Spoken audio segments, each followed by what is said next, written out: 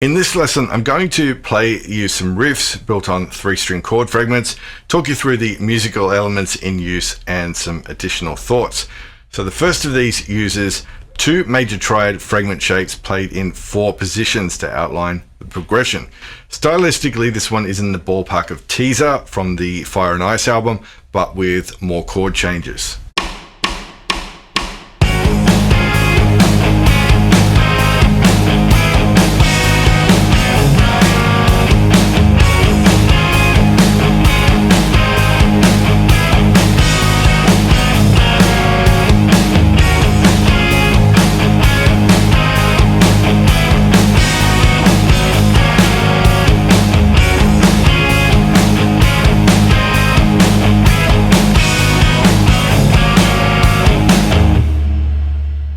We have a muted open A string to keep the 8th note pulse between chords, while the chord fragments are the A shape and E shape triads moving through parallel keys that all share the open A note.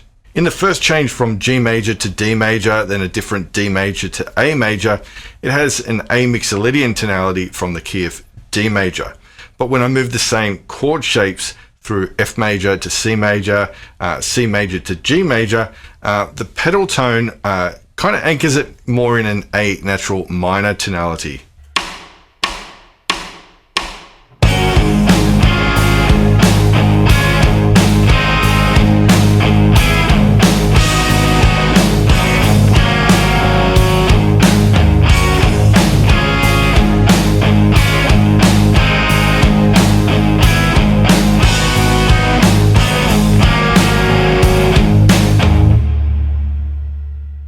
For the next riff, we'll continue with that quasi-Van Halen approach with a riff that emulates Fire from the Trilogy album.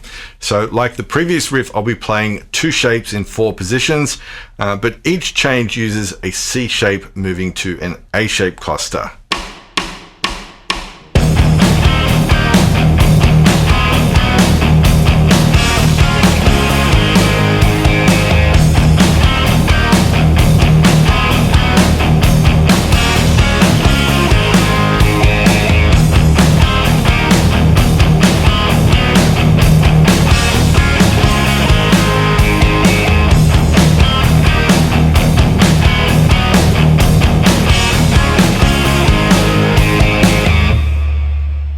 This time we have a pedal tone on the open low E string, with the chord changes being A major to E major, F major to C major, G major to D major, then D major to A major.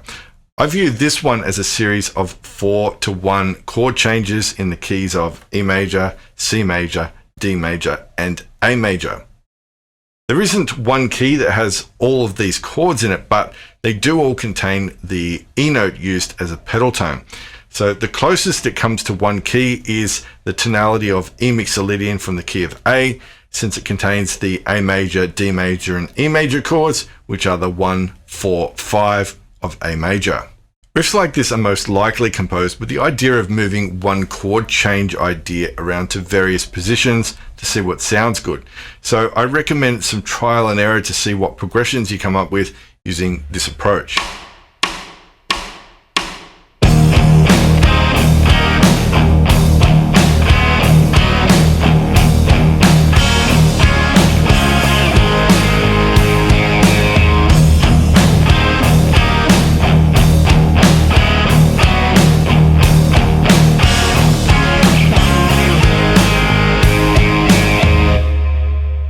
Moving over to the sounds of the Odyssey album, we have a progression that is all based on A-shaped chord fragments, but with small melodic additions. Check this out.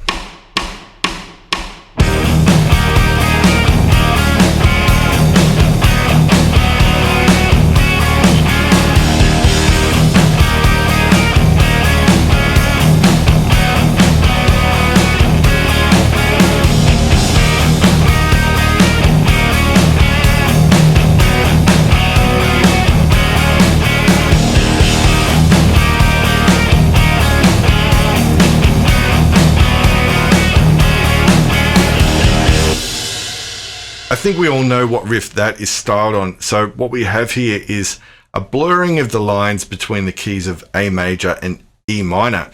keeping it happy with another case of Van Halen-esque major chord exclusivity. The key of E minor contains the chords E minor, D major, and C major, so it's just the tonic that gets swapped out for the happier sound of a major triad. Along the B string, I add a couple of melody notes to the E major and C major chords, drawing on the E major and minor keys respectively.